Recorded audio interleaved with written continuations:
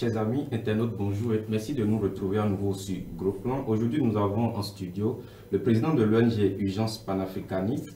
Il est également initiateur du Front anticolonialisme français en Afrique, Front anti-CFA. Il s'agit bien entendu de Kemi Seba, promoteur du centre commercial Afro. Il est aussi chroniqueur politique et essayiste. Kemi Seba, bonjour. Bonjour à vous. Merci d'avoir accepté notre invitation.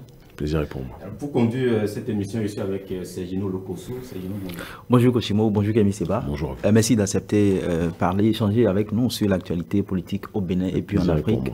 Première question à vous, quelle est votre appréciation du processus électoral qui a connu la réélection du président Patrice Talon? L'appréciation est multiple, je dirais même complexe, parce que quand on observe la situation politique, le processus électoral dans un pays que nous aimons autant, qu'est le nôtre, celui de nos aïeux, celui de nos parents, en l'occurrence le Bénin, il est évident qu'on ne peut pas être heureux, épanoui, rassuré, quand on voit un processus électoral qui ressemble à un match de boxe où il n'y a qu'une seule personne sur le ring, et ceux qui étaient censés pouvoir concourir en face ont été interdits de rentrer sur ce même ring. Et il y avait quand même l'opposition en face du président Laquelle? Patrice Talon. Il y a deux candidats, il y a deux duos de l'opposition qui étaient en face du président Patrice Talon. Il y a le duo des forces Koui pour un Bénin émergent et le duo et ce duo-là, de la dynamique si on doit parler, vous savez, confiance. je vais vous faire une confidence. Moi, je ne suis pas venu pour faire la langue de bois, l'hypocrisie, ou parler avec la peur de la criette. Je parle librement. Je suis un homme libre, un Africain libre, qui aime sa terre et qui dira toujours ce qu'il pense. Je connais très bien M. Paul Oungpé, qui est un homme très sympathique, très respectable sur beaucoup de points. Mais même les aveugles savent que Paul Oungpé représente aujourd'hui une opposition contrôlée. C'est une opposition qui a été validée par le régime, je vais juste terminer mon propos parce que c'est très important, et qui a contribué à faire imploser un FCBE auparavant d'un certain M. Yaïboni qui devenait, de par ses critiques parfois viscérales, virulentes, parfois ad hominem, pas toujours juste à mon sens, qui devenait dérangeant sur un certain nombre de points. C'est de la stratégie politique. Le président Patrice Talon est un extraordinaire stratège, il faut être capable de le reconnaître, qu'on soit d'accord ou pas avec sa ligne. Et donc, le président Patrice Talon s'est arrangé pour que les gens qu'il a en face de lui soient des personnes qui ne soient pas des challengers sérieux et réels. C'est aussi simple que cela. Le FCBE a concouru, on a vu le résultat. Aujourd'hui, on aura peut-être l'occasion d'en parler. Mon cher aîné Paul Oungpé est le chef de l'opposition, mais il n'est pas le représentant réel d'une opposition politique qui exprime dans la rue et à différents endroits son opinion. C'est votre avis. C'est l'avis de beaucoup de gens si vous sortez de vos studios. Après, on dit aussi que ceux-là, enfin, qui se disent exclus de ce processus, n'ont pas voulu. C'est-à-dire qu'ils avaient tout quand même à leur disposition pour participer, mais ils ont choisi de ne pas respecter les tests, les réformes qui ont été... De choisir la rue plutôt que de... Vous savez, je vais vous dire une chose. C'est un secret pour personne que je ne me reconnais pas aujourd'hui, que je ne me reconnaîtrai pas demain en une personne comme Ricky Amadougou, pour des raisons qui ont été exprimées à de multiples reprises, sur le terrain idéologique, sur le terrain de la compréhension des enjeux politiques. Les connexions de Mme Ricky Amadougou sur de nombreux points ne seront jamais les miennes. Donc une fois que ce postulat est placé, on peut aller à une autre étape. L'autre étape, c'est que Ricky Amadougou est venue, comme elle est venue. Alors certains vont dire qu'elle est venue avec des valises du Togo, certains vont dire qu'elle est venue avec des fonds extérieurs. Très bien. Tous les politiciens, de manière générale, en Afrique et au Bénin, ils ne font pas exception, viennent avec des fonds. Certains les obtiennent d'une façon particulière, d'autres d'une autre façon. Elle est venue et elle s'est imposée à la place de M. Eric Ndete. On peut en discuter, parce que je faisais partie de ceux qui pensaient que Eric Ndete aurait dû être celui qui devait se présenter. Les démocrates ont estimé que par rapport aux fonds qui étaient les siens, et par rapport peut-être à ses relations, elle pouvait être un atout pour le parti. Le régime a refusé. Il est évident qu'on ne peut pas comprendre cette question sans comprendre la loi des parrainages. D'accord? Qui a été... Mais je vous vois venir à des kilomètres. Mais vous comprenez que cette loi des parrainages matérialise à la perfection le principe selon lequel une loi votée n'est pas systématiquement la même chose qu'une loi appliquée. Tout dépend de la contextualisation de cette mise en place de la loi. Lorsque cette loi est votée en majorité par l'opposition d'aujourd'hui, elle est votée avec une perception selon laquelle il n'y aura pas, j'ai envie de dire, le contrôle total de l'Assemblée nationale qui sera gérée par le régime en place aujourd'hui. On va dire qu'ils n'ont pas été dans une analyse suffisamment prospective. Soyons capables de dire les choses avec simplicité. Et donc il ne s'agit pas de victimiser l'opposition, il s'agit d'avoir un regard lucide sur ce qui se passe. Mais ce regard lucide sur ce qui se passe doit nous pousser aussi à comprendre que le président Talon sait pertinemment que dans une démocratie, l'objectif ce n'est pas de verrouiller grâce au royaume de l'argent, grâce au système de l'argent, parce que c'est de ça dont il s'agit dans notre classe politique, les instruments principaux de pouvoir, de telle sorte que quand une loi est votée par des gens, ils ne pourront plus jouir de l'application de cette loi pour la simple et unique raison que ce soit l'Assemblée nationale ou par la suite les autres sphères de pouvoir seront gérées par le pouvoir en place. Et je dis et je répète, l'opposition a fait preuve de naïveté sur beaucoup de points, c'est une réalité, d'accord. Et de l'autre côté, le président Patrice Talon a fait preuve de, certains diront, de machiavélisme politique à son paroxysme. J'ai dit certains. Ce sont les réformes qui ont été mises en place. Ne vous sentez pas, quand j'ai dit certains, comme j'ai dit, la criette ne tombera pas ici, ne vous sentez pas visé par le propos que je tiens.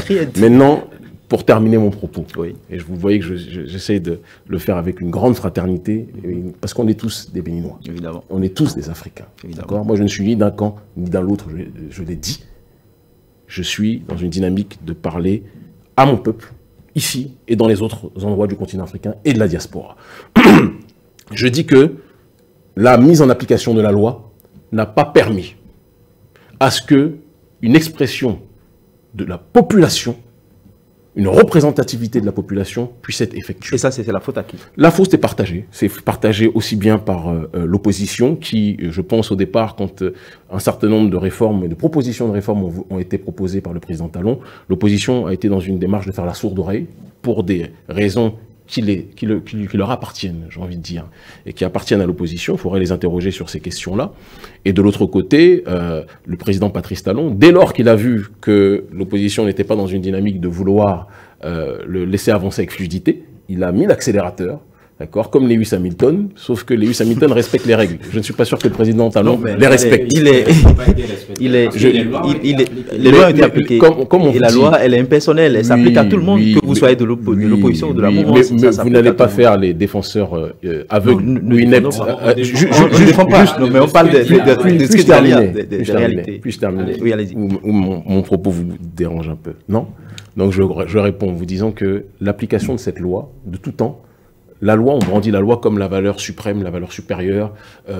On dit que dès lors que la loi dit ça, on doit respecter. Moi, j'ai visité des pays dans le monde où la loi parfois est une loi discriminante, où la loi parfois met de côté une grande partie de la population. Nous-mêmes, nous avons vécu dans des pays auparavant sous régime colonial où la loi disait une chose qui n'allait pas en adéquation avec le destin de nos populations, l'amélioration, l'élévation de notre population. Je dis que quand l'opposition a voté cette loi, elle pensait qu'on allait dans une démarche, d'accord, de ne pas exclure les uns au détriment des autres. Or, quand Patrice Talon a pris le contrôle de l'État, il s'est organisé pour que cette mise en application de la loi favorise son camp, ce qui est normal en politique, mais il y a une différence entre favoriser son camp et éteindre complètement, comme il l'a dit au préalable dans de multiples interviews, ses adversaires. Et je dis qu'il y a un juste milieu, la démocratie, c'est de laisser la pluralité, même si je ne suis pas un grand défenseur de la démocratie dans sa version occidentale, je suis beaucoup plus un défenseur de ce que l'on appelle la souveraineté populaire, faire en sorte que la population puisse être dans sa diversité représentée dans le concert de la nation. Et je termine en vous disant, parce que c'est très important, que une fois cela énoncé, on est aussi en capacité de dire que l'opposition, en ayant systématiquement une démarche d'être dans l'attaque ad hominem vis-à-vis du régime et de ne pas reconnaître ce qui a pu être fait de bien par ce régime, a perdu du crédit aussi auprès d'une partie de la population. On peut être capable de dénoncer ce qui ne va pas dans le régime Talon et de dire aussi ce qui ne va pas dans l'opposition. C'est ce qu'un citoyen lambda et ce que beaucoup de citoyens que je vois dans la rue sont capables de faire. Et je pense qu'il faudrait que dans les médias, on ait aussi ce courage de le dire. Et on va dire, de 2016 à aujourd'hui, la démocratie béninoise, toute proportion gardée, se porte très bien. Et quels sont les reproches que vous faites à cette démocratie? Il y a une phrase marxiste qui dit « D'où tu parles ?» D'où tu parles? À partir de quel postulat tu t'exprimes? Quand je dis tu, je ne vous tutoie pas, mais on parle de manière générale. Mais de la même façon... Il y a quand même des réformes qui ont été opérées sur le plan politique. La démocratie, c'est aussi ça. Je viens de vous dire que le système politique dans lequel on est, il y a des choses qui étaient très positives qui ont été effectuées. On l'a déjà dit sur le terrain infrastructurel, on l'a déjà dit sur le développement de l'agriculture, même s'il y a encore beaucoup à faire. On l'a déjà dit sur un certain nombre de secteurs vitaux de la société. Et on a dit aussi que de l'autre côté, sur le terrain du développement humain, on est dans une régression historique. Et avoir peur de le dire, moi, c'est quelque chose que je ne comprends pas. Régression, pourquoi vous le dites? À cause des arrestations? La liberté d'expression, les incarcérations politiques multiples qui sont constatées par tout le monde et pas forcément par des... Le président a dit la liberté de l'expression, il faut en jouir, mais après il faut être aussi responsable d'assumer. Oui. Et donc vous pensez que quand des gens s'expriment sur les réseaux sociaux en disant qu'on est dans une dictature, en disant que ce n'est pas normal ce qui se passe et qu'ils expriment leur volonté de voir un changement et que ces personnes-là, sous prétexte qu'ils appellent à manifester ou autres, se font incarcérer, vous pensez que c'est positif? Quand la justice estime que ce qui Mais on vous a dit que la justice aujourd'hui est une justice privatisée. Vous faites semblant parce que sans doute en tant que journaliste aujourd'hui dans ce pays... Non, j'arrive. Mais rassurez-vous, je l'ai dit, je vous rassure, encore une fois, j'assume moi mes propos. Vous n'êtes pas en danger pour les propos que je tiens, donc déstressez. D'accord? Parce que je vous sens très tendu. Si nous faisons notre métier. Je vous donnerai une bouteille d'eau. Si je pouvais, je vous donnerais un verre d'eau. Mais plus sérieusement, juste pour que je termine mon propos, mes chers camarades, la justice aujourd'hui est une justice, tout le monde le voit dans le monde, aux ordres d'un régime. On peut faire semblant de ne pas le voir. Moi, je fais du journalisme politique aussi. Et je ne me suis pas arrêté au Bénin. Je n'ai pas commencé au Bénin uniquement. Je parle partout. Quand il y a quelque chose qui ne va pas, il faut être capable de le dire. Le président Talon. Qu'est-ce que vous reprochez à la démocratie béninoise? Je suis en train de l'expliquer, mais dès que je commence à dire quelque chose qui va contre le sens de votre président de la République, vous avez tendance à être gêné. Donc je vous dis, le mien aussi. Mais je viens. Comment? On ne défend pas le président. On verra ce que les téléspectateurs diront, mais je pense qu'ils seront beaucoup d'accord avec moi sur ce point. Vous avez tendance à être beaucoup plus partisan dans vos questionnements. Maintenant, ce que je dis, parce que moi je suis un homme... En nuance, peut-être. Non. Nous sommes dans la nuance. Non. Vous savez, la nuance, elle est nécessaire quand les choses ne sont pas explicites en ce qui concerne le tableau de constat posé. Or, le tableau de constat posé, ce n'est pas Kémy Séba qui se lève ce matin pour dire qu'aujourd'hui, la justice est en train de devenir une justice politique. Tous les journalistes de la planète et des gens qui ne sont pas foncièrement pro-opposition sont capables de le reconnaître. Mais il n'y a qu'au Bénin, où on sait que très peu de secteurs médiatiques sont libres, parce que c'est aussi ça la réalité, je sais de quoi je parle. J'ai travaillé dans une chaîne, avant que je sois à Vox Africa, où je suis complètement libre de mon propos, j'ai travaillé dans une chaîne béninoise, où dès que j'ai commencé à dire quelque chose sur la gestion du port de Cotonou qui avait été confié aux Belges, il y a eu des pressions sur les autorités, les responsables de la chaîne. Ça, ce sont des réalités concrètes, vous comprenez? Et je sais, pour faire le tour de la presse nationale, qu'aujourd'hui, on ne peut pas tout dire sur les choses. On peut faire semblant. Écoutez, et je profite. Vous êtes un espace de liberté. Parce que vous savez que même sans vous, je suis libre, je dis tout ce que je veux partout. Donc c'est pour ça aussi on vous laisse dire tout ce que vous voulez. Mais si vous ne me laissez pas dire, vous ne voyez pas vous-même que vous êtes en train de parler, vous êtes libre. Mais vous êtes en direct, comment vous allez m'empêcher de parler? Donc ce que je dis de manière très simple, moi, je dis les choses partout, en dehors de Bénin Web TV. Et c'est pour ça aussi que vous me faites venir. Peut-être vous me faites venir aussi parce que beaucoup de gens n'osent pas dire les choses et il est parfois positif qu'on ait des gens qui osent les dire. Maintenant, ceux qui disent clairement et ceux qui pensent... Exactement. Et c'est pour ça que je suis là et que si on ne m'interrompt pas, on peut aller au bout du raisonnement. Oui, en vous disant donc que cette justice, aux yeux de tous, est considérée de plus en plus comme un instrument politique. La criette, aux yeux de tous, de très nombreuses personnes, est considéré aujourd'hui comme un instrument politique. Moi, je vais vous le dire. Vous savez ce qui me gêne le plus? C'est que si on devait regarder les choses d'un simple point de vue du développement matériel, je me sentirais beaucoup plus proche d'un Patrice Talon que de n'importe quel camp politique. Ça, c'est une réalité. Si on devait être juste sur cet aspect des choses. Le problème, c'est que les dérives, les arrestations multiples, injustes, des arrestations sans jugement. Normalement, on juge, les éléments sont concordants, ils sont présentés aux yeux du monde pour que le monde puisse les voir, et une fois que cette situation est faite, on peut incarcérer après jugement. On est dans des arrestations préventives, des incarcérations préventives, les jugements peuvent être repoussés à 2034, 2035, 2045, j'espère qu'on sera encore vivant quand ils arriveront, et on se retrouve dans une situation où les gens, même si vous n'êtes pas proche de certains partis d'opposition, vous finissez par être gêné par ce qui se passe. Je vais vous dire, j'ai fait partie de ceux qui ont critiqué de la manière la plus virulente possible le président Yahya Boni, lorsque le président Yahya Boni était à la tête de cet État. Je l'ai critiqué de manière virulente parce que, comme beaucoup de gens dans la diaspora, je n'ai pas aimé ce qu'il représentait, l'image qu'il donnait du Bénin à l'extérieur.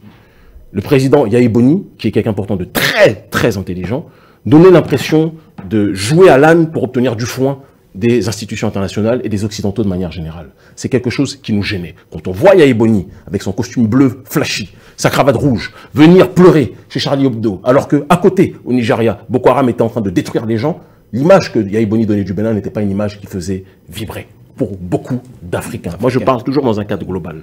Patrice Talon arrive, entre guillemets, self-made man, parce que il n'y a personne qui se fait complètement tout seul. Moi, je pense qu'il a su saisir les opportunités. L'argent, il n'a pas créé uniquement son cerveau. Il a été à des endroits où les moyens étaient mis à sa disposition. C'est comme ça qu'il est devenu opérateur économique. Et on souhaite à tout le monde de pouvoir être capable de s'en sortir de cette façon. Il a une science qui consiste à saisir les opportunités. Il l'a fait, reconnaissons-le.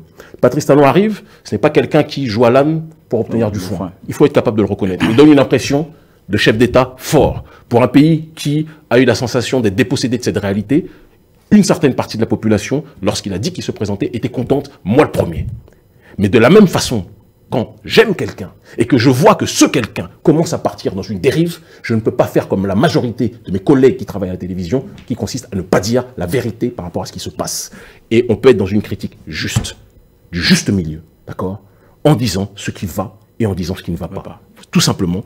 J'insiste sur ce point, l'opposition gagnerait à être dans une analyse objective de ce qui se fait en face, et le président Talon gagnerait profondément à arrêter ces persécutions multiples parce qu'il n'a pas besoin de ça pour avoir un bon bilan sur le terrain économique, sur le terrain de la croissance.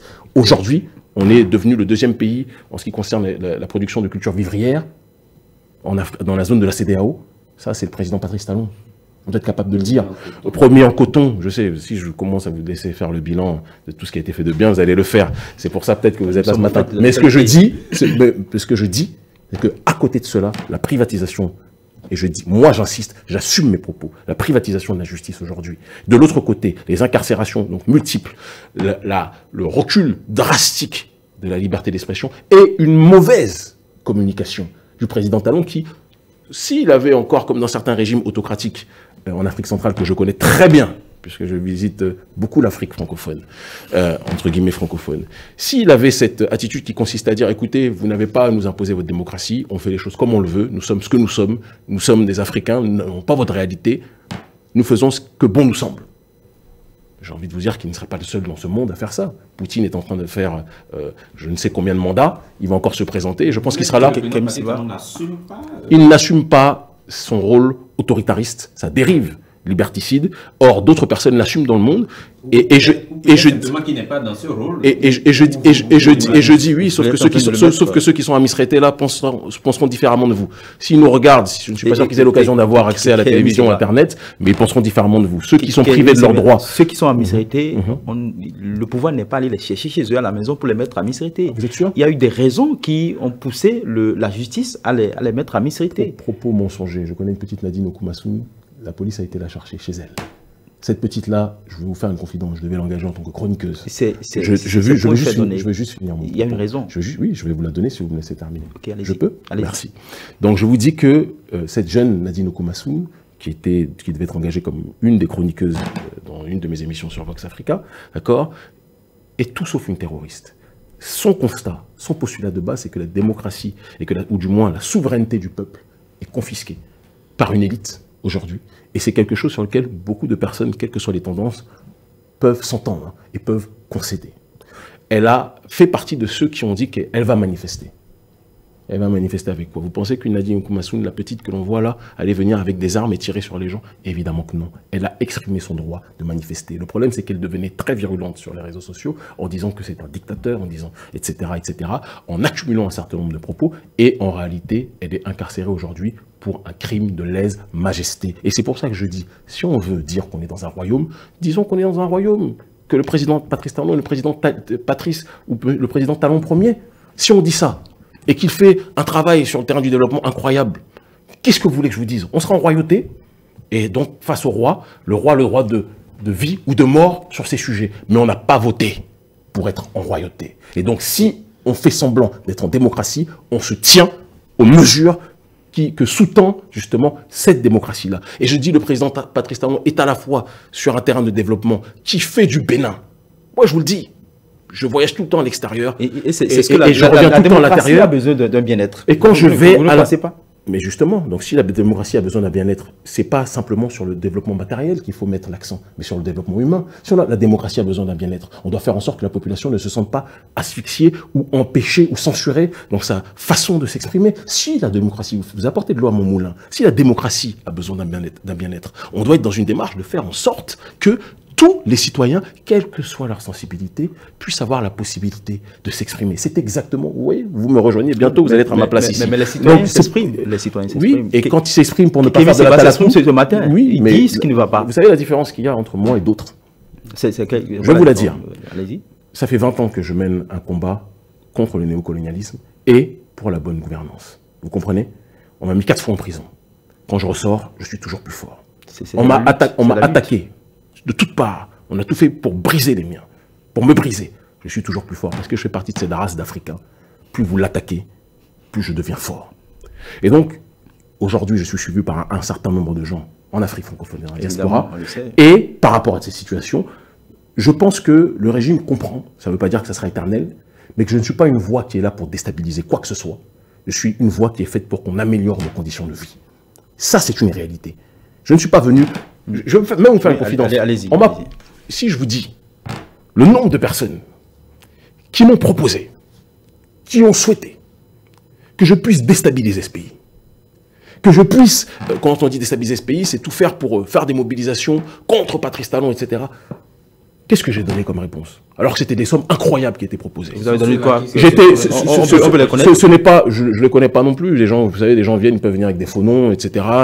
Ils ne viennent pas avec la carte d'identité en disant je m'appelle ceci, ma date de naissance et cela. Non. On veut que vous vous impliquiez sérieusement. Non. C'est ce que j'ai pas besoin d'eux pour ça. Vous comprenez? Je le fais depuis toujours et je le ferai toujours. Par contre, que vous leur avez donné? Je leur ai donné une réponse simple qui est, vous le voyez, je ne suis pas d'accord pour participer à des mobilisations visant à déstabiliser un régime. Ça, c'est très clair. En l'occurrence, le Bénin, parce que quand on fait ça, c'est un boomerang. Ce que vous lancez vous revient.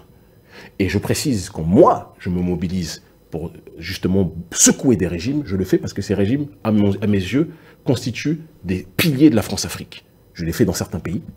Et on m'a dit, pourquoi Kémy, tu ne fais pas ça au Bénin? Parce que le Bénin n'est pas un pilier de la France-Afrique. J'ai beaucoup de critiques à faire sur le régime Patrice Talon. Je trouve que le régime Patrice Talon est encore trop proche d'un certain nombre d'Occidentaux, mais dire que le régime Patrice Talon est un pilier de la France-Afrique, comme le président Dramane Ouattara ou comme d'autres, ça serait ou comme le Togo, de Mme Riké Madougou, ça serait de la malhonnêteté chronique.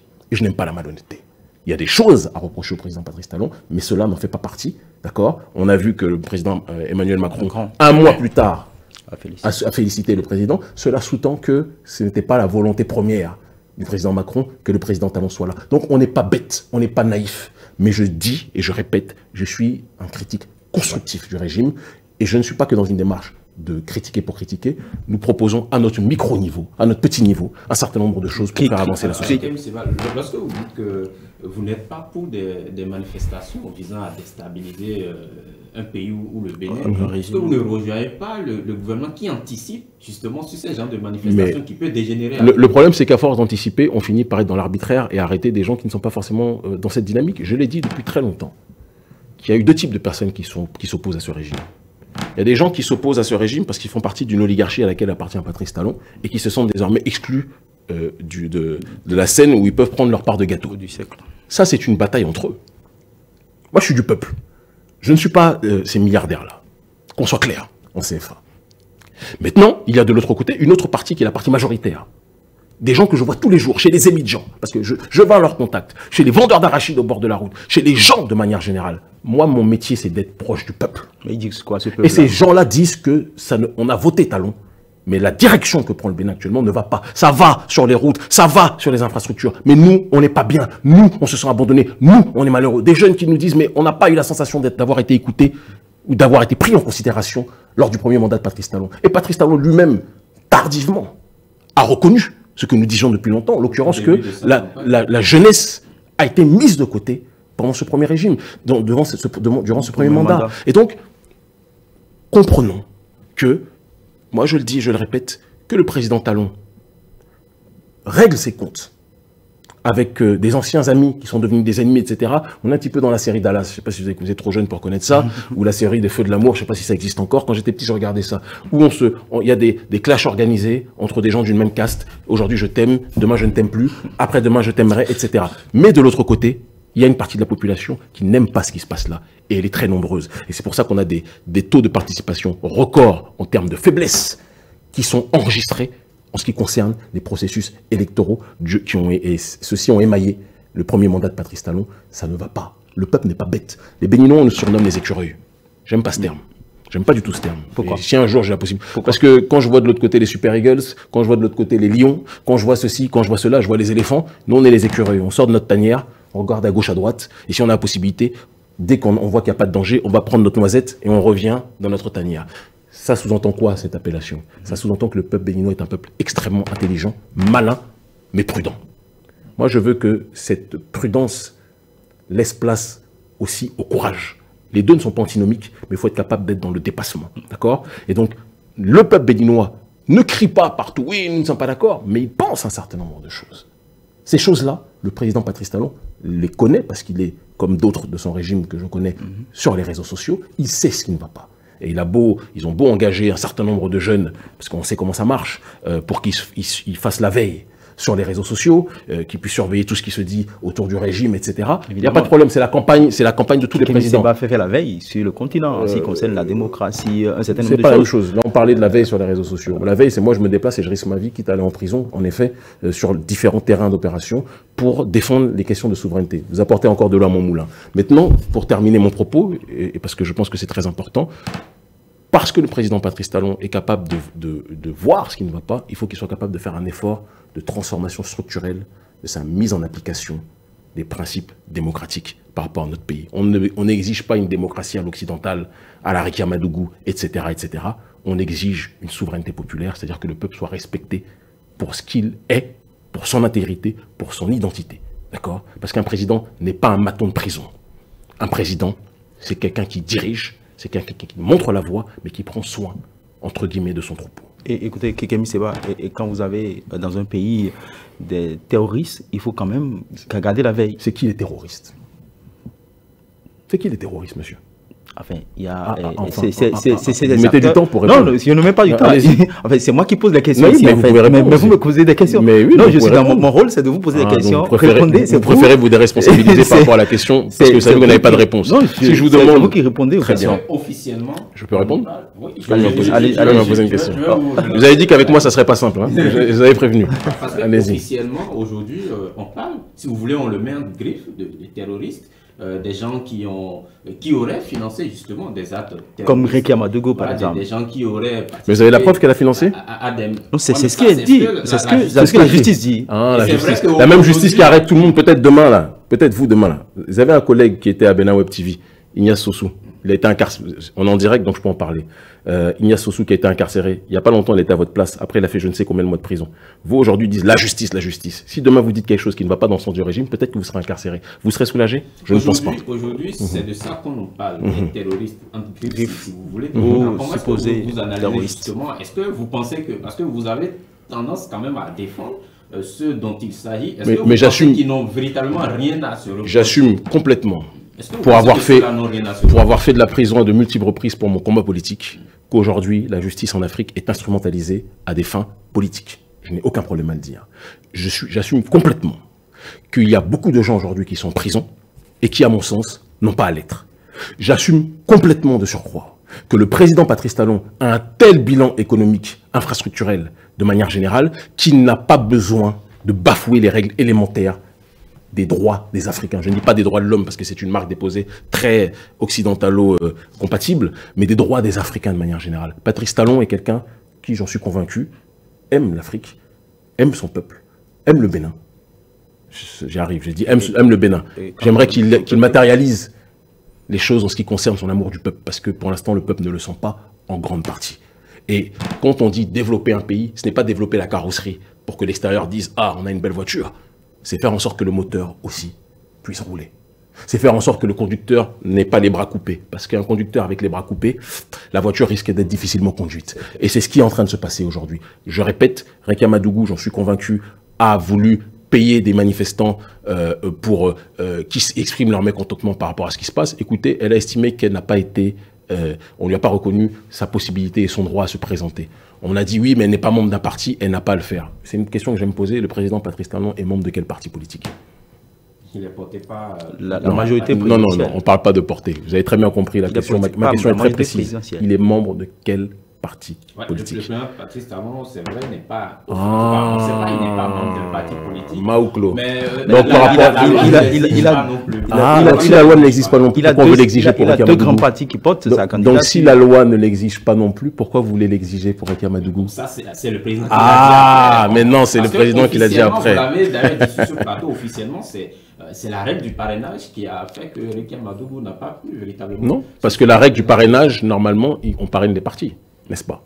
On parraine des partis. Non, mais les candidats indépendants peuvent aussi être parrainés. Je peux terminer. Allez-y. Mais Rekia Madougou est venu au nom du Parti des démocrates. Ouais. Le Parti des démocrates est un parti majeur qu'on aime ou qu'on n'aime pas. Je vous ai dit que je ne suis pas un grand fan aujourd'hui, ça changera peut-être demain. Mais qu'on aime ou qu'on n'aime pas, c'est un parti de l'opposition, un parti majeur de l'opposition, plus représentatif que le parti FCBE aujourd'hui de mon grand frère que j'aime énormément et je lui passe le bonjour, Paul Oumpe. D'accord? Pourquoi on a refusé de lui donner les parrainages? Parce qu'on savait qu'elle avait des fonds peut-être trop importants qui auraient pu convaincre une grande partie de la population de voter pour elle. On est dans de la justice préventive. Et je dis, faire ça aux yeux de tous. Le président Talon a un bilan sur un certain nombre de points suffisamment intéressant, même si ça, là aussi ça vaut matière à débat. Parce que Talon le président Patrice Talon a gagné une bataille des idées. Dire qu'il est le père du développement au Bénin. L'opposition a gagné une bataille des idées. Dire que c'est le pire dictateur qui existe. Eh bien, entre ces deux assertions revendiquées par ces deux camps, il y a un juste milieu.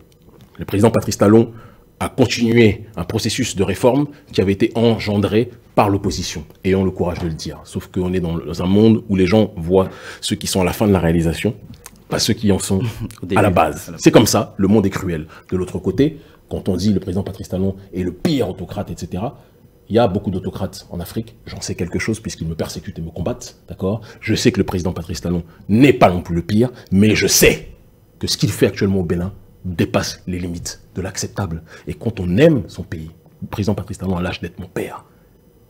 On doit être capable de dire, papa, ce qui se fait là ne va pas dans la bonne direction. Parce que quand il y aura l'heure du bilan, les gens ne vont pas regarder simplement les routes construites, ne vont pas regarder simplement les immeubles, les buildings construits. Ils vont regarder comment le peuple a vécu. Parce que si vous brisez les jambes d'un peuple, il n'aura plus la possibilité de monter les escaliers dans les grands immeubles que vous construisez. Voilà la situation dans laquelle on est. Camille Séba, vous l'avez dit à plusieurs reprises, au-delà du Bénin, vous avez été persécuté. Entre griffes, si vous étiez avec moi ne serait-ce qu'une minute, vous ne diriez pas entre griffes. Mise en prison, empêché de manifester dans plusieurs pays. Mais depuis que vous êtes au Bénin, vous n'avez pas été inquiété. Vous êtes sûr? J'ai été mis en garde à vue après mon expulsion, une expulsion anormale de Côte d'Ivoire où j'étais venu faire une mobilisation contre le franc CFA. Le président Hassan Draman Ouattara a dit que j'étais une menace grave pour l'ordre public. Il m'a expulsé. Qu'est-ce qui s'est passé? J'ai passé une soirée en garde à vue. Le responsable de la DST était très sympathique avec moi, reconnaissons-le. Il a même dit qu'il appréciait mon combat, mais que c'était les ordres. Intéressant. Et le lendemain, j'étais convoqué chez monsieur le ministre de l'Intérieur, Sakalafia. Et qu'est-ce que m'a dit le ministre de l'Intérieur, Sakalafia? En direct, on peut en parler. Chez lui, à son bureau. Dans son bureau, d'accord, devant un certain nombre de gens. Il m'a dit, si vous continuez, on sait que vous avez une grosse audience en Afrique francophone, mais le sujet n'est pas là, jeune homme. Si vous continuez à déranger nos partenaires économiques, les partenaires économiques du Bénin, nous allons restreindre le périmètre de vos libertés individuelles. Je l'ai dit il y a un certain nombre de temps, et je le redis aujourd'hui, ce sont les mots, les propos qu'il a énoncés mot pour mot à mon encontre. Et qu'est-ce que je lui ai répondu? Je lui ai dit, cher aîné, je me bats pour vos enfants, je me bats pour vous, je me bats pour notre pays, je me bats pour l'Afrique. Et donc personne ne m'empêchera de dire ce que je pense et de faire ce que je pense parce que je le fais pour nous autres. Quand je me bats contre le néocolonialisme français, je ne le fais pas contre des Africains, je le fais pour nous autres. Et donc les menaces qui sont faites contre un certain nombre de concitoyens, on ne va pas me les faire sans que j'accepte cela. Mais depuis qu'il y a eu cette rencontre, est-ce que dans la réalité, est-ce que vous avez été véritablement... Est-ce que ce propos que j'ai énoncé, vous l'avez bien entendu? Suite à cela, j'ai été interdit de rentrer dans 3 ou 4 pays. Fait exceptionnel, je pense avoir fait quasiment tous les continents de la Terre, d'accord? et c'est la période Covid qui stabilise, sinon on continuera au moins une fois par mois à le faire.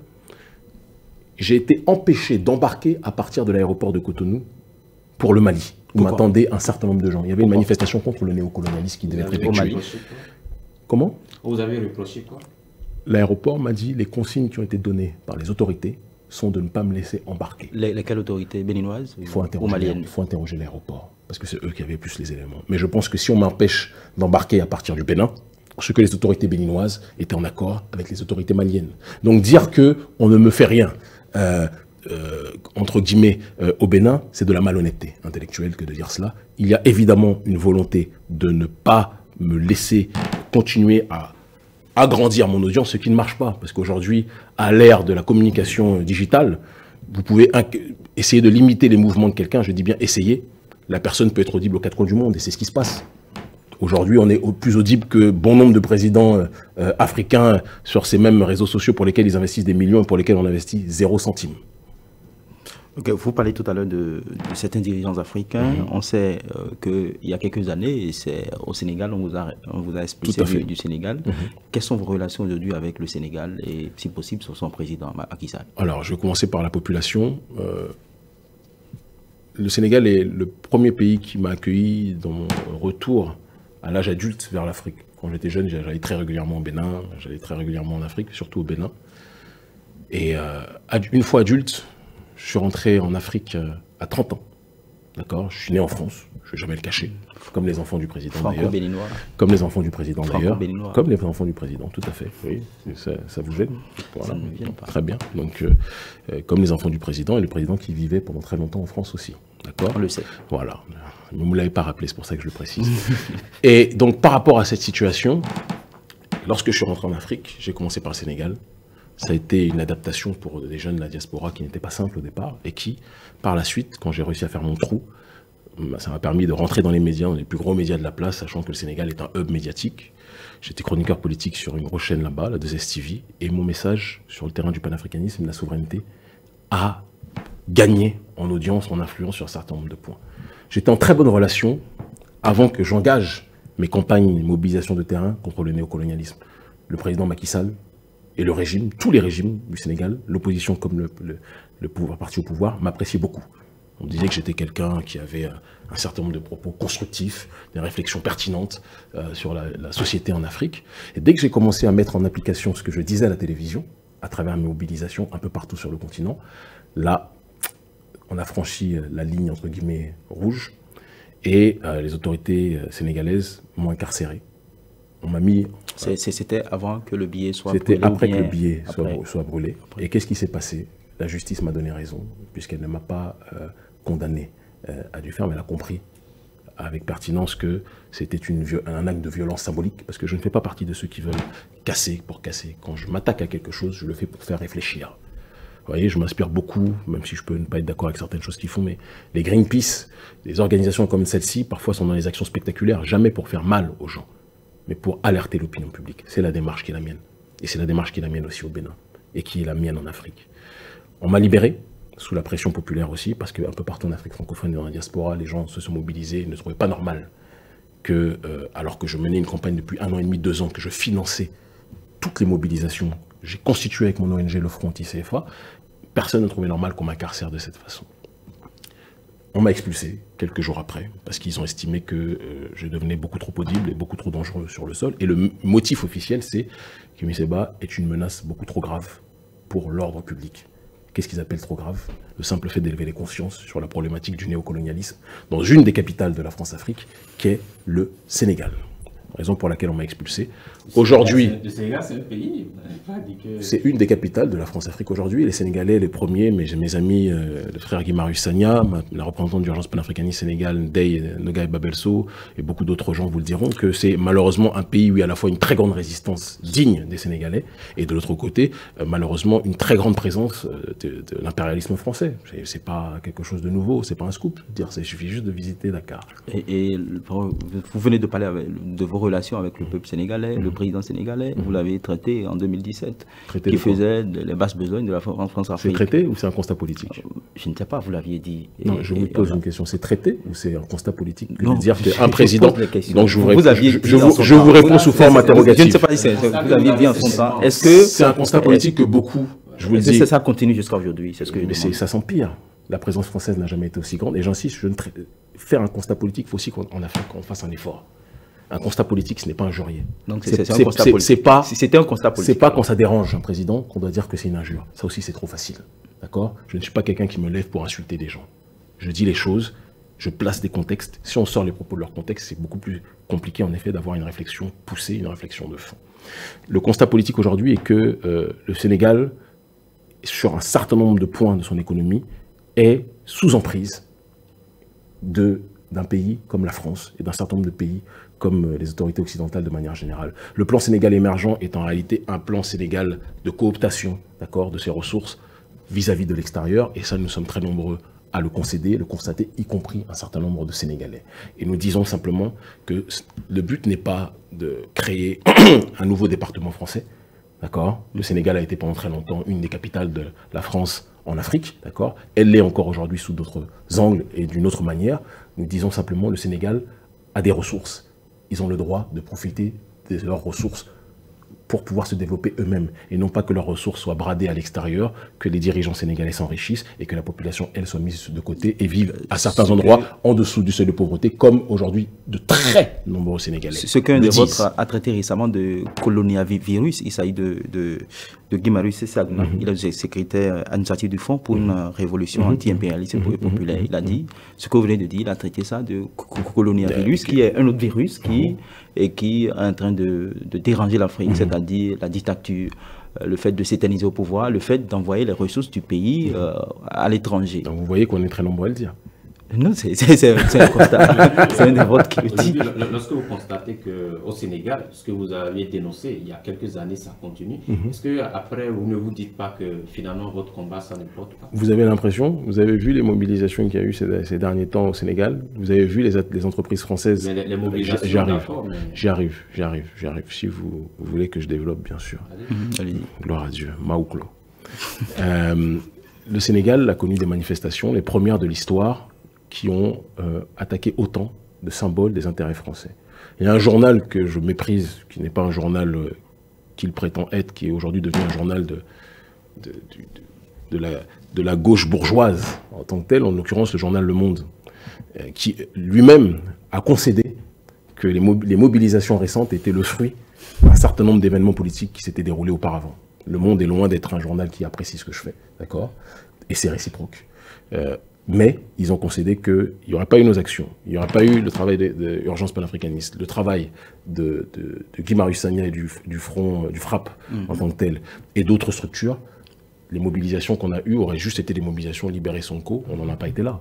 Il y a eu tout un décorum politique, toute une mise en contexte qui a été effectuée pour que la présence française comprenne que la jeunesse africaine au Sénégal et ailleurs est en train de prendre ses responsabilités. Donc non, je vous dirais, je vais vous faire un constat très fluide pour visiter tous ces pays. Jamais la prise de conscience en Afrique n'a été aussi importante vis-à-vis des questions relatives à la souveraineté. Jamais. Et c'est pour ça qu'un président, Emmanuel Macron, est en train de faire du beau baraba, d'accord, pour essayer de convaincre les populations africaines que non, on n'est plus dans le néocolonialisme, on veut vous écouter, on veut vous entendre, on veut une nouvelle façon de collaborer, parce qu'ils se sentent aujourd'hui en danger comme jamais auparavant. Ils le disent en filigrane. Et donc ce travail que l'on fait n'a jamais autant payé, et je suis objectivement très fier de voir la prise de conscience à différents endroits de notre continent qui existe aujourd'hui, y compris dans la diaspora. Emi Seba, pardon, quand on s'indigne, on s'engage, dit-on, je crois, il y a quelques années en arrière, vous avez lancé un mouvement, Balance ton dictateur. Non, je pense que là, vos fiches n'ont pas été bien rédigées. Une campagne, balance ton dictateur. Vos fiches n'ont pas été bien rédigées parce que je ne me souviens pas de ça. enfin, il y avait une campagne, Balance ton dictateur, que moi j'ai lu sur Twitter, sur votre page Twitter. Je pense que vous avez mal vu. Qui parle de ce qu'il faut dénoncer les dictateurs, ceux-là qui pillent les ressources des pays africains. Aujourd'hui, quand vous prenez l'Afrique francophone, il y a quand même un certain nombre de reproches qu'on peut faire. C'est un euphémisme. Qu'on peut faire en ce qui concerne les systèmes qui sont en place et qui sont généralement appelés des systèmes démocratiques. Et quels reproches vous faites à ces présidents, dont certains sont taxés de faire le jeu de la France, l'urgence panafricaniste, oui, certes, mais quand on prend vous, Kémy Séba, qu'est-ce que vous faites à ces peuples africains, au-delà des mouvements? Parce que par-ci, par-là, il y a des mouvements qui s'organisent de façon intellectuelle. Qu'est-ce que vous faites pour une prise de conscience, comme vous venez de le dire? Une formation idéologique, une sensibilisation sur les questions relatives à la souveraineté politique, aux droits des citoyens, d'accord, à la bonne gouvernance, à la responsabilité du citoyen, illustré par notre phrase qui dit que ce que les élites ne font pas pour le peuple doit le faire lui-même. Être capable de pousser les nôtres dans les secteurs vitaux comme l'entrepreneuriat, comme l'agriculture, des secteurs vitaux qui permettent aux citoyens de ne plus autant attendre que le manioc tombe du ciel, mais qu'ils soient capables de le cultiver. Vous pensez que ça, c'est pas quelque chose qui est déjà énorme en ce qui concerne le terrain africain? C'est ce que nous faisons partout. Si vous prenez la peine de suivre l'actualité de notre ONG Urgence Panafricaniste, notamment sur une page comme Instagram, vous verrez qu'à différents endroits du continent africain, on dépense sans compter financièrement pour que nos sections puissent se trouver dans la meilleure situation pour avancer sur ce point-là et faire en sorte que les populations ne soient plus des populations en attente, mais des populations actrices de leur destin. Je connais très peu d'ONG qui sont capables de faire sur le continent africain ce que nous faisons sans l'aide de l'Occident. Ça, c'est quelque chose de très important à préciser. Et je dirais... parce que je pense que c'est le plus important. Parallèlement à cela, il faut aussi une formation idéologique et une formation politique sur ces questions. Quand j'anime mes émissions, moi je ne suis pas venu à la télé pour le show business. La télévision ne m'intéresse pas à la base. Je suis venu par accident. Je suis venu pour contribuer à faire de l'ingénierie sociale, pour faire en sorte que notre population se mobilise sur ces questions. Mais ne se mobilise pas uniquement dans le cadre de manifestations, mais se mobilise dans le cadre d'actions au quotidien. Quand je suis dans une démarche de créer des entreprises, des commerces qui valorisent les produits locaux, qui font en sorte que ça puisse faire tourner l'économie des petits producteurs qui sont mis de côté à cause de grandes entreprises détenues par des non-africains qui pourtant font leur beurre sans que ça soit jamais remis en question par les responsables politiques béninois et africains, eh bien, ça va dans le sens de rappeler qu'on est capable de s'en sortir par nous-mêmes, pour notre propre destinée. Donc s'il y a des gens à qui on ne peut pas reprocher leur travail au quotidien pour ces populations, c'est bien nous. Et vous le concéderez. Alors Kémy Séba, l'anti-CFA, c'est aussi l'autre aspect de votre lutte depuis quelques années. L'anticolonialiste en Afrique. Voilà, anticolonialiste. Et dans le colonialisme, le franc CFA en fait partie. Il n'est pas le seul facteur, mais il en fait partie en effet. Alors, avec le temps, en tout cas aujourd'hui, on parle beaucoup plus donc, de l'écho. À un moment donné, on s'est dit, tiens, le combat de Kémy Séba est peut-être en train donc, de porter ses fruits. Mais vos positions, justement, sur l'écho, enfin, on poussait certaines personnes à dire, mais finalement, Kémy Séba, il veut quoi finalement? L'écho, quels sont vos griefs contre Vous en faites partie de ces certaines personnes? Pas forcément. Je vous taquine. Je vous taquine. Et moi, j'ai entendu beaucoup d'autres personnes qui ont compris ce que je disais, mais je vais leur expliquer maintenant. Vous savez, il y a deux sortes d'échos. Il y a l'écho de la CEDEAO, qui était un projet qui, à la base, date des années 80, qui voulait qu'il y ait une monnaie commune en Afrique de l'Ouest, pays anglophone, lusophone, francophone, peu importe, une monnaie commune, qui ait un taux de change flexible et qui soit arrimé à un panier à devises pour s'adapter aux économies locales. D'accord? Et qui ne soit plus arrimé à l'euro. À l'époque des années 80, il n'y avait pas encore l'euro, mais en tout cas, c'était à l'époque au franc, puis ensuite à l'euro. Ce qui est assez intéressant, c'est que ce projet est tombé en désuétude au cours du temps, parce que bien souvent, il y a des grands projets qui sont lancés et nos dirigeants pensent beaucoup plus à leurs intérêts personnels, malheureusement trop souvent, qu'aux intérêts collectifs. Et il a fallu qu'en 2017, il y ait des mobilisations qui soient faites, que j'ai financées de A à Z, que j'ai organisées avec mon équipe de A à Z, partout sur le continent, d'accord, au péril de nos libertés individuelles, pour que la question du franc CFA puisse être remise au goût du jour. Parce qu'avant que nous nous saisissions de ce problème, on avait les universitaires, les gens comme les Kako Nububko, je vais y revenir après, il y a tellement à dire, les Kako Nububko et compagnie, qui faisaient leurs réunions dans leur cénacle. Personne ne comprenait ce qu'ils disaient.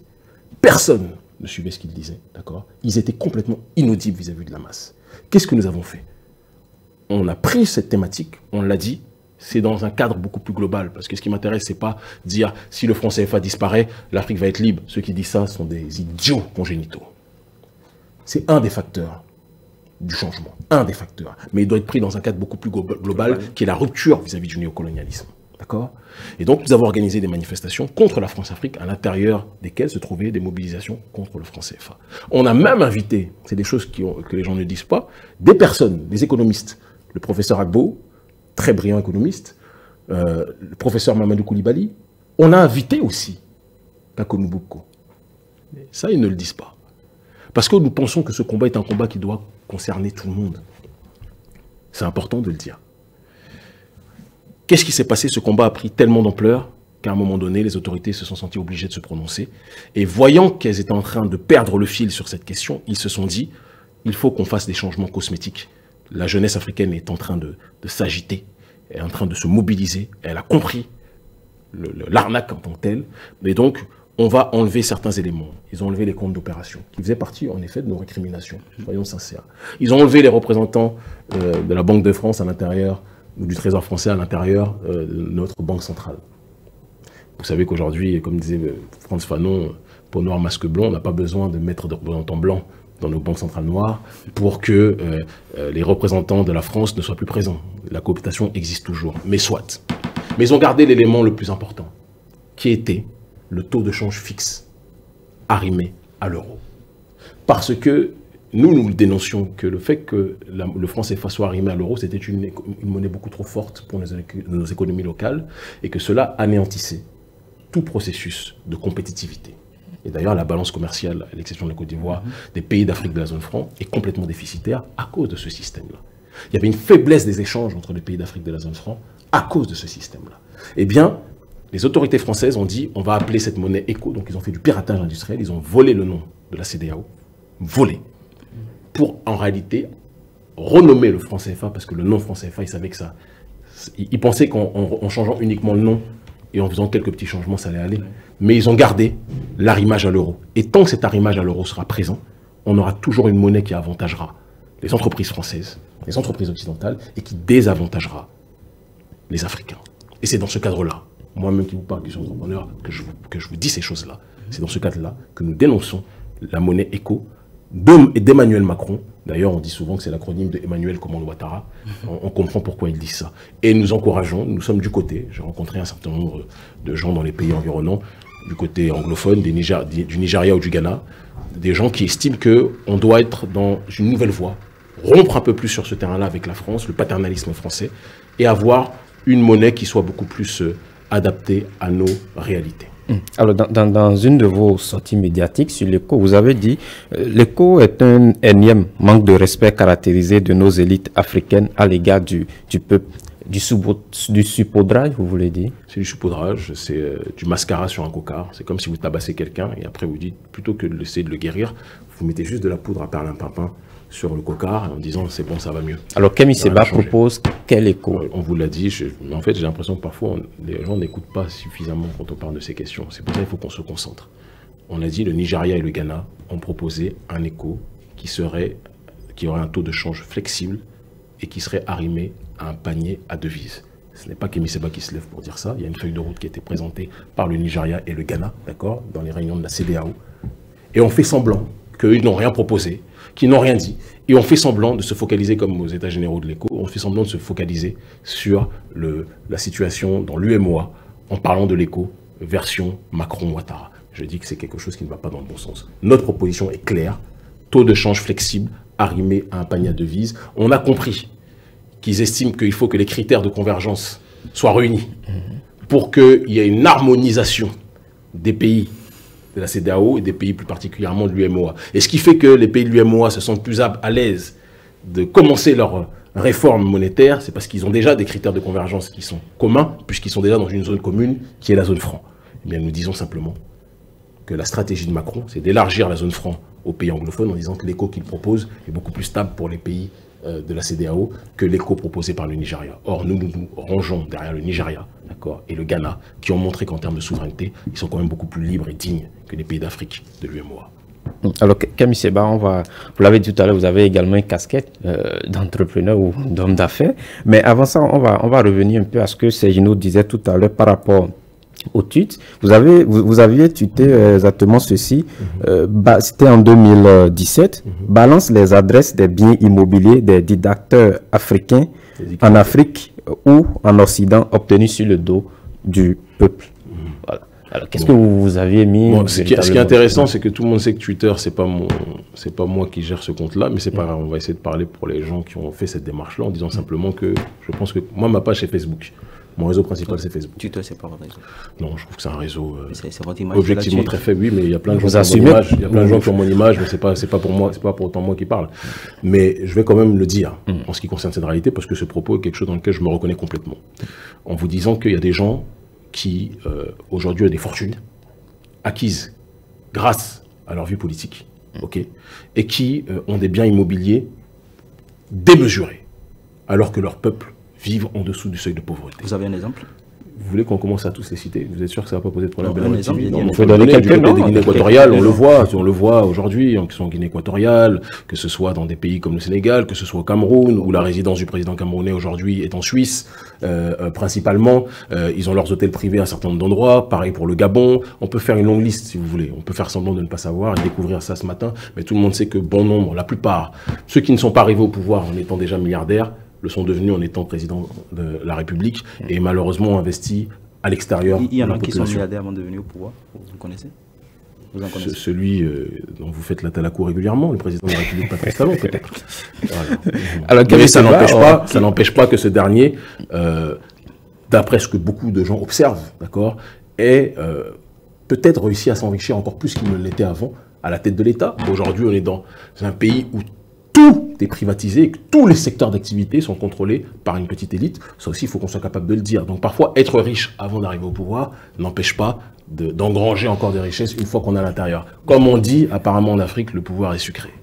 Kemi Seba, certains observateurs de vos actions, que ce soit au Bénin ou en Afrique en général... C'est qui ces observateurs? J'aime toujours savoir de qui. Certains observateurs. D'accord. Certains observateurs. Je ne peux pas citer de nom. Ils ont peur de... que vous critiquez beaucoup. Vous êtes coutumier de violence verbale. Ah bon? Est-ce qu'on peut critiquer Kemi Seba? Est-ce possible? C'est intéressant. Violence verbale, c'est selon quoi? C'est quoi qu'on appelle violence verbale? La vérité? Parce que dans un royaume d'hypocrisie, comme dirait le docteur Khalid Mohamed, est traité, qualifié d'apôtre de la violence verbale celui qui dit la vérité. Quand on est dans un royaume où la lâcheté règne, celui qui dit la vérité est considéré comme verbalement violent. Si c'est ça, être verbalement violent, alors j'ai aucun problème à l'être. Vous l'assumez? Complète. Si être verbalement violent, c'est dire la vérité dans un royaume où la lâcheté prévaut et où le mensonge règne, j'ai aucun problème à dire que je n'ai pas envie d'être du côté des lâches. Mais la violence verbale, je parle toujours de manière très construite, de manière très structurée. J'attends depuis très longtemps, j'en ai même perdu ma montre à force d'attendre, des gens qui sont capables de me confronter en débat. Pour l'instant, ce n'est pas encore arrivé. Peut-être que ça arrivera. Est-ce qu'on peut critiquer Kemi Seba? Ça se fait tous les jours, des gens le font, d'autres m'encensent tous les jours, d'autres me critiquent. Ça ne m'empêche pas de dormir, c'est pas ça qui remplit mon frigo. Alors Kemi Seba, on va à présent donc parler de vos activités économiques, parce que il faut le dire, vous êtes aussi entrepreneur, homme d'affaires. C'est vrai que homme d'affaires, c'est un terme très particulier dans lequel je ne me reconnais pas. Je suis un entrepreneur solidaire. Ok, un entrepreneur solidaire caché après sous la couverture de promotion des produits africains sous la lutte anti, voilà et tout. Bon, aujourd'hui, on veut bien savoir votre centre commercial. Il a été donc ouvert il y a plusieurs mois déjà à Cotonou. Et quel bilan vous faites déjà? Donc déjà, je me cache de rien. Vous doutiez que j'allais revenir sur le début de votre propos. Je me cache de rien. Je suis un entrepreneur solidaire. Si je voulais être un homme d'affaires, sincèrement, c'est pas au Bénin que j'aurais ouvert. Parce qu'il y a des tas d'endroits où j'aurais pu me faire des sommes incroyables, d'accord, en ce qui concerne le terrain des affaires, qui m'ont été proposées dans ce monde. Mais j'ai refusé parce que je veux faire la valorisation de nos produits locaux. C'est ce que j'avais annoncé en 2017 et je suis quelqu'un qui dit toujours ce qu'il fait. J'avais organisé la première journée de valorisation des produits locaux au Bénin, d'accord.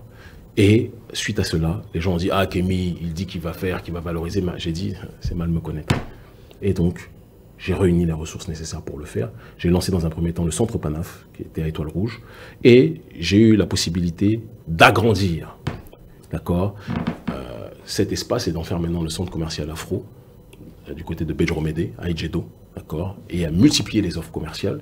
Et je vais vous dire les choses qui me touchent, que les observateurs peuvent concéder et constater. Il y a beaucoup de journalistes qui sont passés. Le premier mois était, malgré le mois de Ramadan, était un mois très animé. Et le bilan qu'on a lors de ce premier mois est supérieur à ce qu'on a eu quasiment durant les 1 an et demi de Centre Panaf, ce qui montre aussi que parfois c'est une question de formatage, de contexte, d'accord, et de place. Cet espace-là est accessible, cet espace-là multiplie les offres commerciales, et je pense que c'est ce qui fait que des gens de différentes couches sociales se sentent à l'aise chez nous. Vous êtes entrepreneur solidaire, mais vous ne faites pas forcément du social. Est-ce que vous êtes sûr? Enfin, votre centre, j'allais en venir, votre centre, est-ce que, en termes de pouvoir d'achat, est-ce que c'est vraiment accessible? Parce que après, quand on parle de promotion des produits locaux, il faut quand même donner la possibilité à tous les Béninois, en tout cas, à tous les Africains, voilà, de venir de s'en approcher. Je vais vous répondre avec le sourire. Vous avez déjà mis les pieds dans mon centre? Non, sinon vous ne poseriez pas cette question parce que... Justement, la question n'est pas pour moi forcément, mais pour tous ceux qui nous suivent. Mais il n'empêche que vous n'avez jamais mis les pieds dans mon centre. Et donc je vous réponds quand même en vous disant que les prix sont extrêmement abordables. On a des gens de toutes catégories sociales et c'est ça ma plus grande victoire, qui viennent acheter au CCA, au Centre Commercial Afro. C'est ma plus belle victoire. Après, et de l'autre côté, parce que vous avez dit que vous ne faites pas dans le social, si. Parce que je ne connais pas d'entreprise africaine, béninoises et africaines, qui sont capables de mettre autant dans de bonnes conditions les producteurs locaux. On a une affluence record de producteurs locaux qui ont compris qu'il y a des gens qui enfin les écoutent et veulent faire en sorte qu'ils puissent gagner. Parce que pendant trop longtemps, les nôtres, là, dès qu'on a un petit peu d'argent, dès qu'on a des beaux costumes comme mon très cher frère, d'accord, le vôtre est bien, mais le sien est mieux, et qui, dès qu'on a un petit peu de moyens, on va aller dans un centre commercial le plus grand de notre pays, qui est dirigé par des non-béninois. Parce qu'on est content de montrer qu'on est capable d'acheter chez les Yovo. Mais on discrimine des producteurs locaux, nous autres Africains. Eh bien, j'ai pris cette responsabilité de dire, arrêtons de nous comporter comme les sous-hommes de l'humanité. Un peuple est respecté en fonction de ce qu'il est capable de valoriser de son propre patrimoine. Valorisons chez nous et avançons. Dire cela ne signifie pas que je suis anti-Yovo ou anti-ceci ou anti-cela, qu'on soit très clair. Mais je dis, charité bien ordonnée commence par soi-même. Il est temps d'honorer les nôtres d'abord, c'est ce que nous avons fait. Les tarifs, tout le monde remarque que au CCA, au centre commercial, certains m'ont dit mais vos prix sont trop bas. Je fais non, ils ne sont pas trop bas. Ils sont accessibles au peuple. Et c'est la réalité qui est la mienne, c'est ma fierté. Est-ce que vous avez une manière de mesurer justement la prise de conscience? Parce que, ok, les gens peuvent venir, on achète, il y a l'affluence, mais derrière, parce que il y a un message que le centre passe. Est-ce que vous avez vraiment l'impression que ce message passe? Mais écoutez, en tout cas, je fais partie des rares PDG et chefs d'entreprise qui sont proches de leurs clients. Donc, dès que j'en ai la possibilité, c'est pas tout le temps, parce que j'ai aussi beaucoup d'autres secteurs d'activité à gérer, mais dès que j'en ai la possibilité, je suis au contact de mes clients, je parle avec eux tous les jours, d'accord? Tous les jours, tous les soirs. Je fais des journées, je commence à 9h, je finis à 23h. Donc je peux vous assurer que je suis proche des biens, vous comprenez? Et dans le retour que j'ai des gens, il y a beaucoup de gens qui font de la consommation consciente, qui ne le font pas parce qu'ils estiment que le centre commercial est beau, non. Ils le font parce qu'ils savent qu'en le faisant, ils agissent en tant qu'Africains conscients, qui font tourner une économie locale qui ne bénéficie pas, qu'on soit très clair, que à Kémy Séba, qui bénéficie en priorité aux producteurs locaux. Parce que si je vous disais les marges qu'ont nos producteurs locaux, je pense que vous direz que Kémy Séba, vraiment, c'est un entrepreneur social. Mais au-delà des marges, au-delà de ce qu'il faut consommer, des produits de chez nous, ceux-là qui vont dans les endroits, les espaces où vous appelez en griffe chez les Yovo, ils exigent la qualité. Maintenant, parce que chez les Africains, il n'y a pas de qualité? C'est ce qu'ils disent, la qualité. Maintenant, la qualité, pour eux, c'est dans ces grandes surfaces-là. Et parfois, ce sont des... pour vous? Non, pour la plupart. Moi, je n'ai pas cette bourse des grandes surfaces. Donc, on va parler aux responsables des Bénin Web. Donc, je dis, pour eux, la qualité, ça se retrouve dans les grandes surfaces. Et ces personnes-là, c'est des gens, souvent, des gens comme vous, et qui vont dans beaucoup d'autres pays, et qui connaissent des produits, qui savent que la qualité, c'est tel produit. Maintenant, qu'est-ce qu'on fait nos producteurs locaux? C'est ce que je dis, pour que ces derniers également, leurs produits soient des produits de qualité. Je vais vous dire une chose, sur 500 si les produits sont des produits de qualité, on n'a pas à forcer les gens d'aller payer, ils iront spontanément payer. Vous savez très bien que ça serait de la malhonnêteté que de résumer la situation en disant chez les Yovo c'est la qualité, chez nous c'est pas la qualité. Il faut arrêter de mentir, c'est pas vrai. Il y a aussi un complexe en se disant allez acheter chez les Yovo, tout ce que fait Liovo est bien. Quand c'est nous, c'est bâclé. C'est ce que sous-tend quelque part la question que vous posez. Je ne dis pas la pensée foncièrement, mais c'est ce que sous-tend votre question. Et moi, je vous dis que on a chez nous des gens qui produisent de qualité. Moi, sur 3000, 4000, 5000 produits que je reçois, il y a peut-être la moitié que je renvoie en disant non, ça, vous devez faire un effort dans l'emballage. Vous devez faire un effort pour la conservation. Vous devez faire un effort sur ci, ça, etc. Parce qu'on doit être exigeant avec nous-mêmes. Mais être exigeant avec nous-mêmes, c'est aussi faire preuve de patience. D'accord? Parce que même si on n'a pas le même emballage, même si on n'a pas le même cadre chaleureux que ont peut-être les produits gérés par les Yovo, il n'en demeure pas moins qu'à la fin, quand on consomme chez nous, ça reste dans une économie nationale. Quand on consomme chez eux, ça sort de notre économie. On est déjà des pays pauvres et on veut continuer à enrichir des gens qui ne sont pas de notre patrimoine. C'est quelque chose, je vous le dis, et je ne vous vise pas en disant cela, qu'on soit très clair, c'est quelque chose qui pose problème. Sankara disait qu'on ne peut pas respecter un peuple qui n'est pas capable de valoriser sa propre production.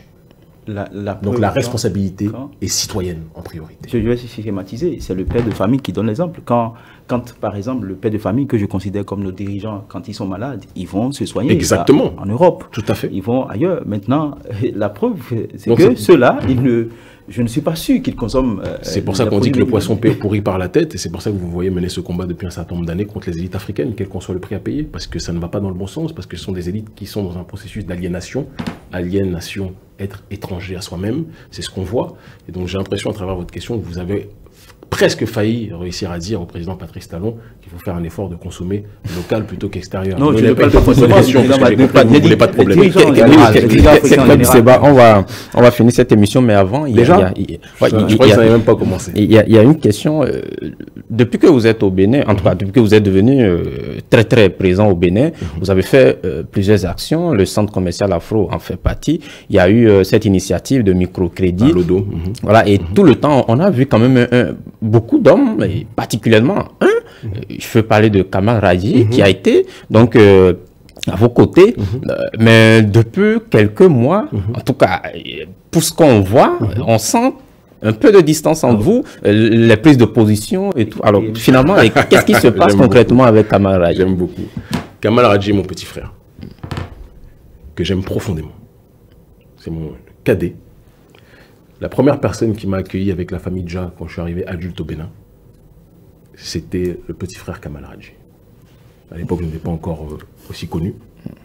Lui était à une époque où il était beaucoup plus à la tendance sur le terrain du slam. C'est quelqu'un dont je me suis pris d'affection. Le temps a passé. Quand nous avons monté fin 2015 avec beaucoup d'autres personnes, l'ONG Urgence panafricaniste, j'ai ouvert des antennes à différents endroits. Naturellement, au Bénin, l'antenne, pour moi, revenait à mon petit frère Kamal. Parce qu'on n'était pas dans des questions de réflexion sur le terrain local, politique. On était dans une vision globale. Le frère Kamal Raji est quelqu'un qui aime profondément l'Afrique. Celui qui vous dit le contraire n'est pas honnête. Il est arrivé après que la vie politique béninoise prenant l'importance qu'elle prenait, moi j'étais sur différents théâtres d'opération, mais lui était la plupart du temps ici, et j'étais aussi toujours ici, puisque c'était depuis que je suis rentré. Il a commencé à se prononcer de plus en plus pour le régime. Parce qu'il estime que le régime va dans le sens de ce qui est bon pour lui, de sa vision, de ses intérêts, et vice-versa, etc. Bon. Je ne me suis jamais prononcé, je n'ai jamais critiqué le petit frère. Je pourrais largement le faire. J'en aurais le pouvoir. Attendez, j'y arrive. Parce que je pense que la diversité d'opinion ne signifie pas la division. Et c'est le message que j'essaie de vous donner depuis le début de cette émission. Je ne serai jamais un chanteur d'Atalakou. Jamais vis-à-vis du régime. De ce régime-là ou de tous les autres. Il n'y a que Dieu qui est fort pour moi. Il n'y a que Dieu qui est grand. Je n'ai peur que de lui.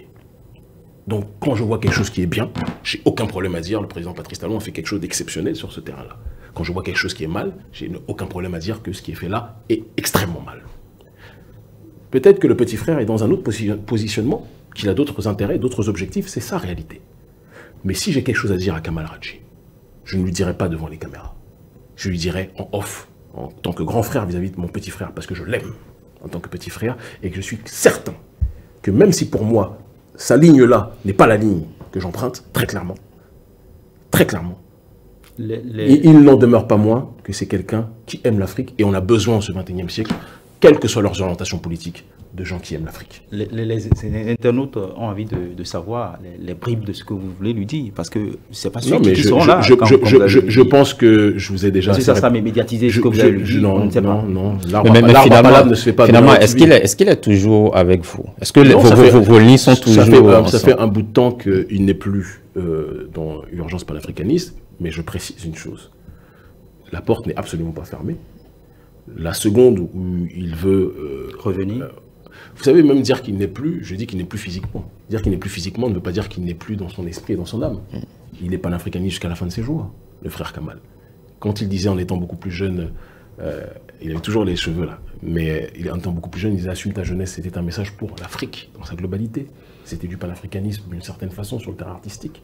Il faut qu'on apprenne à concilier nos désaccords. Et donc, il n'est plus là physiquement, et objectivement, dans le cadre de nos activités, sa présence n'est en plus pas forcément nécessaire. Mais, à la seconde où il me dit « Grand frère, j'ai besoin qu'on fasse ça ensemble, etc. » Mais pourquoi vous voulez que je ne sois pas là? Parce qu'il est pro-talon. C'est pas pour ça que je vais m'opposer. J'ai plein de gens que je connais, qui sont des amis proches. Vous confirmez qu'il est pro-talon? Laisse-moi terminer, s'il vous plaît. Vous confirmez qu'il est pro-talon? Vous savez lire sur les réseaux sociaux, quand même. Il vous l'a dit, personnellement? Non, mais vous savez...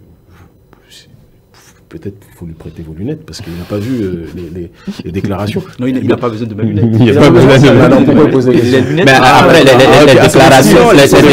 déclarations, d'accord, mais quand on le dit directement et personnellement... Moi, je vous dis simplement que c'est quelqu'un, tout le monde le sait, qu'il est très proche du régime. C'est son droit, d'accord. Et moi, j'estime qu'en tant que libre penseur, je dois être dans une, comment dirais-je, une équidistance entre les diverses forces politiques en présence. C'est pour ça que je dis et je répète, certains ont dit qu'Kémy Séba est centriste, ça m'a fait beaucoup rire. Mon seul centre de gravité, c'est le peuple. Les seuls intérêts, en termes de médiation politique, qui sont les miennes, mes seuls intérêts, c'est d'être un relais de ce que j'entends au quotidien. Des gens qui n'ont pas la possibilité d'avoir mon exposition en Afrique et sur la scène internationale. Ce sont ça, mes seules réalités. Et donc, je ne peux pas faire la talakou pour le régime, jamais. Mais je peux dire, ça c'est bien. Ça, c'est moins bien. Je ne pourrais jamais faire la talakou pour l'opposition en disant « Vous avez raison, surtout, je dirais toujours, ça c'est bien, ça c'est moins bien. » C'est ça, un citoyen qui réfléchit, qui est dans une dynamique constructive. Voilà. Et le petit frère, j'allais dire Patrice Talon, non, c'est mon papa. Le président Patrice Talon, c'est une chose, mais le petit frère Kamal Radji, il a sa réalité. Je suis convaincu qu'on se rejoindra, excusez-moi, le moment venu, sur des sujets extranationaux. À l'heure actuelle, dire qu'on serait opposé, ce serait dire que Kémy Séba est de l'opposition et que Kamal Radji est du parti au pouvoir. Moi, je pense que Kamal est très proche du pouvoir, mais moi, je ne suis ni du pouvoir, ni de l'opposition. Je m'oppose à l'injustice. Vous êtes centriste? Non, parce que le centre, ça voudrait dire que je suis au centre toujours pour être au centre. Non, je vous ai dit qu'il y a des fois, ce que dit le président, et c'est profond. Il y a ce qu'il fait en termes de développement. On parlait tout à l'heure de la culture vivrière, c'est tellement vital en Afrique, en ce XXIe siècle. Ce qu'il fait, c'est puissant et c'est important. Il y a quelqu'un que j'aime profondément dans le régime, M. Biotchané. C'est votre ami? Non, je n'ai pas dit que c'est mon ami, j'ai dit que c'est quelqu'un que j'aime énormément. J'aime sa carrière, j'aime son parcours, j'aime l'homme qu'il est. D'accord? Il y a des gens dans le régime que j'aime beaucoup. Il y a des gens dans l'opposition aussi que j'aime beaucoup. J'ai le droit de le dire. Je suis un Béninois. Je ne suis pas d'une partie du pays ou d'une autre partie. Je ne suis pas d'un camp politique ou d'un autre camp. Je suis pour le peuple béninois. Toénigan. C'est la seule chose qui m'intéresse. Comme nous à Bénin Web TV aussi. Ben, si ça nous intéresse, vous aurez moins peur la prochaine fois dans les questions liées au régime. Voilà. Sauf pour le peuple. Alors, Kémy Séba, je le disais tantôt, on va finir. Qu'est-ce que vous avez à dire comme mot de fin? J'ai à dire ce que les élites ne font pas pour le peuple. Le peuple doit le faire lui-même. On a assisté très récemment, je voulais juste rebondir dessus, on assiste à la mise en place du sommet de la transition du franc CFA à l'ECO. Et il se passe comme processus historique la même chose qui s'est passée dans les mobilisations contre la colonisation ou pour les droits civiques aux États-Unis. On a toujours des éléments, entre guillemets, radicaux qui mobilisent les masses, qui sont audibles du peuple parce qu'ils sont les relais de leur souffrance. Ils touchent le grand public. Et quand le système oppresseur comprend que s'il n'est pas capable de réguler ces mobilisations, l'histoire va lui échapper, il place à la tête de ces contestations des nègres modérés, d'accord, extrêmement modérés, conciliants, à qui il donne des titres pour pouvoir acheter leur conscience, pour ralentir la cadence. Et c'est ce qui se passe aujourd'hui avec un brillant économiste, pourtant, macroéconomiste, Kaku Mboko. Kaku Mboko est un économiste qui fait partie, comme le professeur Agbou et d'autres, des plus brillants de sa génération. Mais circonscrire, alors que nous avons été ceux qui avons mis dans la rue cette question du franc CFA en Afrique, d'accord, dans la diaspora, circonscrire la réalité du franc CFA à un simple cadre de débat monétaire entre des Insou, Strauss-Kahn, qui sont aussi conviés, l'amoureux de la chair noire dans le cadre du viol, et entre savants, vous avez dit quoi?